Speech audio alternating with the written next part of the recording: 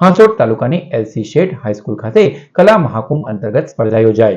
આજ રોજ હાંસોટની એલસી શેઠ હાઈસ્કૂલ ખાતે કલા મહાકુંભ અંતર્ગત સ્પર્ધા યોજાઈ, જે સ્પર્ધાનું હાંસોટ તાલુકા બીઆરસી કોઓર્ડિનેટર અશોક કુમાર પટેલના હસ્તે પ્રારંભ કરાયો હતો। સ્પર્ધામાં તાલુકાની શાળાના 215 જેટલા બાળકોએ 14 જેટલી સ્પર્ધાઓમાં ઉત્સાહભેર ભાગ લીધો। સ્પર્ધામાં એજ્યુકેશન સોસાયટી હાંસોટના મંત્રી ગૌરાંગ કાપડિયા, તાલુકાની વિવિધ શાળાના આચાર્યો ઉપસ્થિત રહ્યા હતા।